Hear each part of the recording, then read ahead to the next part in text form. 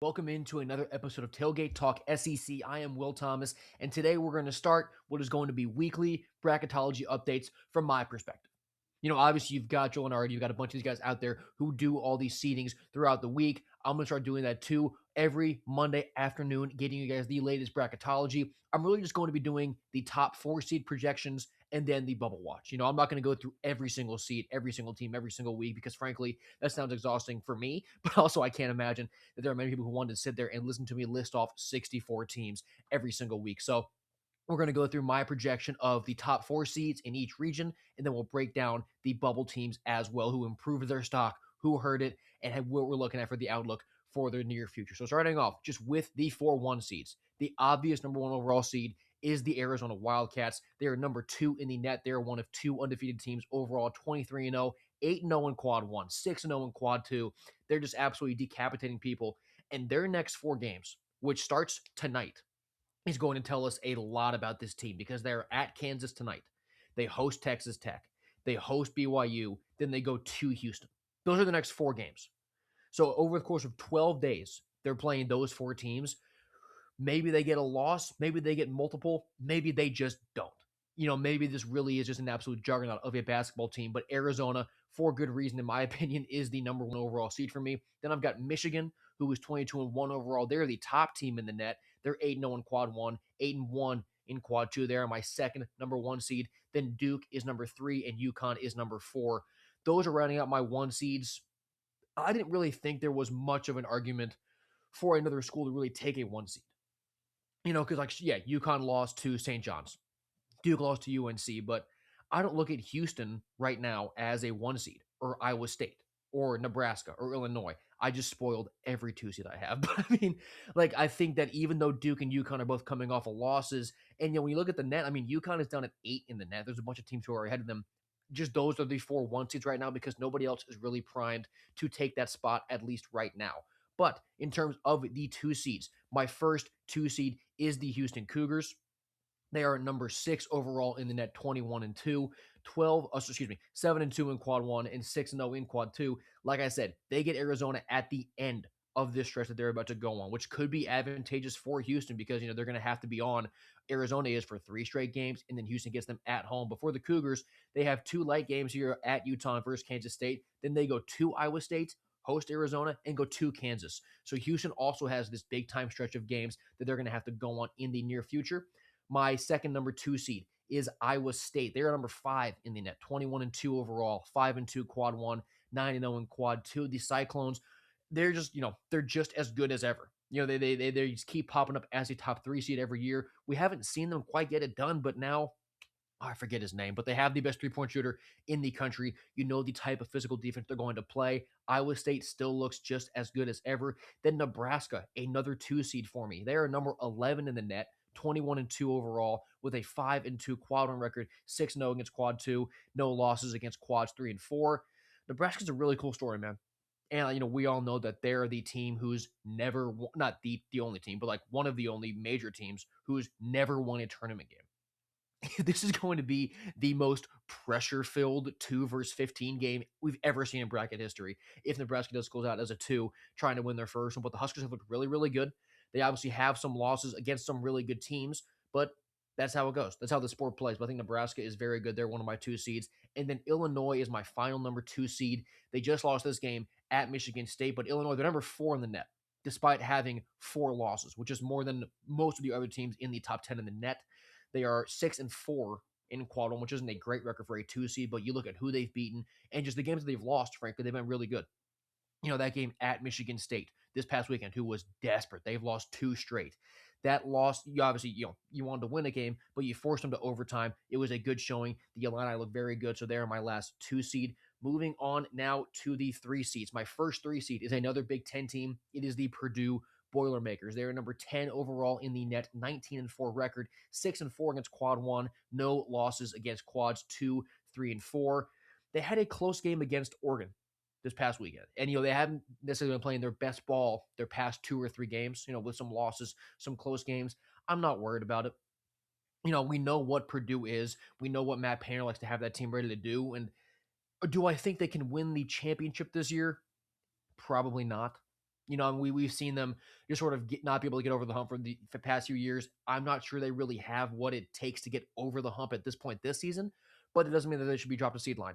So I still like them at 3. My second 3 seed is the Florida Gators. They're number 9 overall in the net, despite a 17-6 record. They're 6-4 in quad one, 5-2 in quad two. I don't love those two quad two losses, but I mean, you're seeing Florida play like the best team in the SEC. They had the slower start with losses against Arizona, Duke, and UConn, all really close. They had the bad loss versus TCU. They lost versus Missouri. But ever since that, they got beat by Auburn at home. They've been decapitating people. They just absolutely crushed Texas A&M on the road. Florida looks really good. I'd imagine they're a 3 seed. They have the potential to climb to a 2 seed. If they keep winning, if they drop no more than one more game and then go win the SEC tournament, they could be a 2 seed in my mind, especially if they get some help, like with Illinois dropping a game or two more, or the Big 12 guys, Houston and Iowa State, sort of cannibalizing each other. Florida, I do think, could jump up to a 2 seed, but another 3 seed is the Gators, and another one, the next one is Michigan State Spartans. They are 12th overall in the net, 20-4 overall record, with a 6-3 quad one record, 4-1 against quad two, no Q3 or Q4 losses. Fears has been in the news a lot recently for the violence. No, I'm sorry, I shouldn't say violence, but just like sort of for, the dirty non-basketball plays that we've seen him make. And he kind of had another one against Illinois that didn't get called. But when you just eliminate that, he is such a good basketball player. And I mean, that Spartans team, they rally around him. They play a really high level of basketball. We know what Tom Izzo is as a coach. We know how he can get his teams ready, not just for, the season in general, but also just for March. So Michigan State to me is a 3 seed. And then my final 3 is the Kansas Jayhawks. They are number 13 overall in the net, 18-5 overall, 6-5 against quad one, no losses against 2, 3, or 4. Darren Peterson is probably the best freshman in the country. Can he play? Like if we get down to March and he's got to play 2 games in a weekend, how much can we rely on him to really be around? I hope we can, because he's incredible to watch, but Kansas could be one of these teams where they get seated really high, and it's for good reason. But then, like, you get to the Elite Eight game, and Darren Peterson can only play 8 minutes. We'll see what happens. But just further as the rest of the season, they play Arizona twice. They get them at home tonight, and then they go to Arizona on February 28th. They also get a game at Iowa State, and they get to host Houston. So Kansas will be tested against, that's 4 top 5 games, 2 of them being Arizona. So Kansas has a lot of opportunity against some great teams to jump up to a 2. If they go 3-1 in that stretch, splitting with Arizona, they should be a 2 seed in my opinion. So Kansas has a lot of room to go up. They are my final 3 seed right now. And then moving on to the 4 seeds, my top 4 seed is the Texas Tech Red Raiders. They're 19th in the net, 17-6 overall, with a 6-6 quad one record and no losses against quads 2, 3, or 4. Texas Tech made the run to the Elite Eight last year, got beat by Florida, but they are primed to make another run deep this season. They go to Arizona on Valentine's Day, February 14th. That's really, they get that, and they go to Iowa State. They go to BYU at the end of the year too, but you're looking at those Arizona and Iowa State games. They've got to win one. They're both on the road. They're both really hard. But you got to split that to really solidify yourself as a 4 seed, maybe even a 3 seed. Because if they go 0-2 in those games, then you're really looking at this schedule.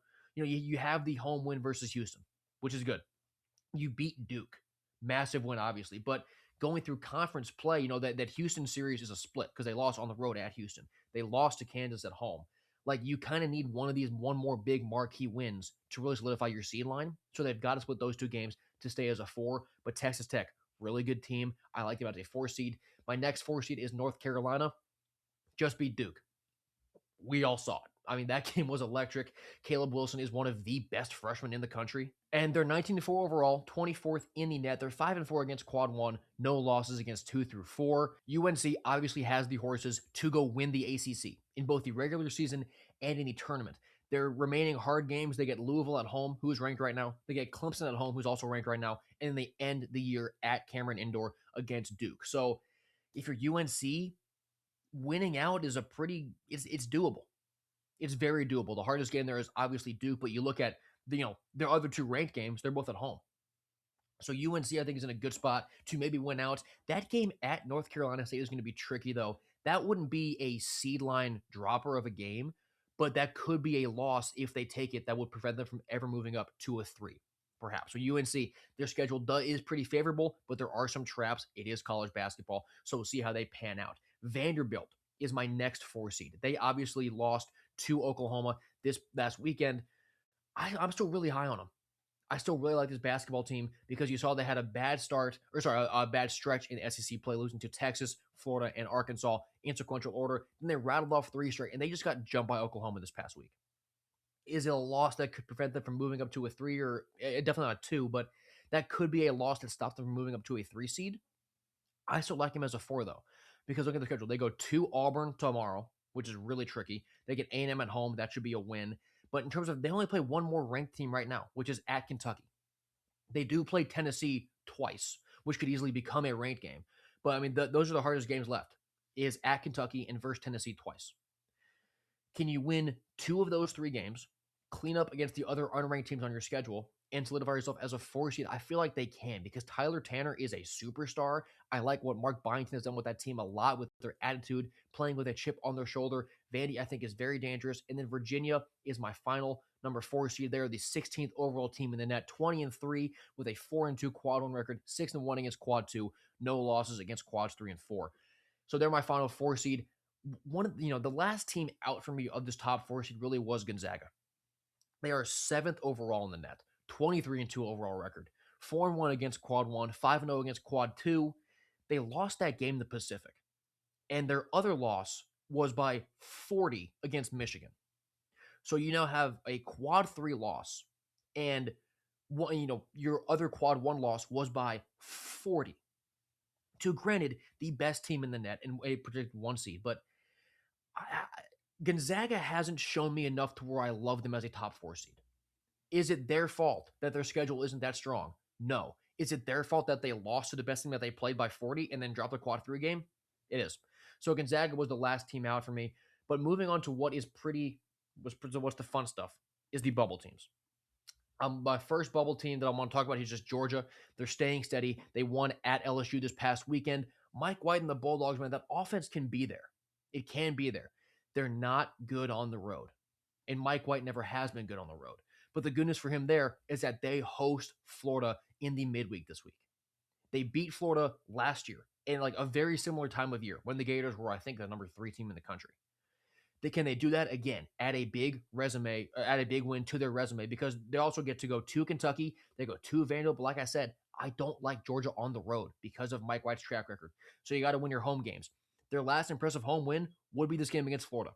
They get Alabama at home on March 3rd. We'll see where the Tide are there. But Georgia, this is a massive game for them against Florida this week. St. Mary's, they're still kind of floating around there. UCLA, they survived Washington to stay on the bubble. USC's win at Penn State that was critical. Winning the way that they did was, just entertaining as it was, but the stakes of that game for the Trojans were massive, because that really wasn't the game they could afford to drop. USC is staying on the bubble. Texas is a team that needs to keep stacking wins, because I believe with their resume, they could, as long as they win what they're supposed to and maybe grab one more upset, they can take a bubble spot, or at least a bye spot, from one of those Big Ten teams I just mentioned, UCLA or USC. Right now, they're among the last 4 in. Per Lenardi, per me, I said like we're the same people, but you know what I mean? Like, they're one of the last 4 teams in right now, at the 11 seed, being a play-in team. They go to Missouri next Saturday. They get Florida at home, big upset potential. They go to Arkansas. Those are their last 2 ranked wins, but they have road games against Missouri, Georgia, A&M, and Arkansas. They're home games they should be able to clean up. Texas just has got to keep stacking wins, because their next 3 are pretty winnable against Missouri, LSU, and Georgia. Then you get Florida at home. You never know what could happen. Texas is a team that needs to keep on winning games, and Missouri is close. Missouri is really close. They can win at A&M. They can win versus Texas. That Missouri versus Texas game is a huge bubble game. I just brought up how that game against Missouri is winnable for Texas. It's winnable for Missouri too, and that's going to go a long way in determining which one of those 2 teams, if one does, makes the tournament. So those are the bubble teams, and those are my top 4 seeds right now. It's a little bit all over the place, but that's just the way the bracket plays. So thank you guys so much for watching this episode of Tailgate Talk SEC. If you have been enjoying my basketball coverage, my football coverage, and now we're coming up on bracket coverage, please subscribe to me here and follow me on Twitter. I'll be doing it all for you guys. I have been Will Thomas, and thank you so much for watching this episode.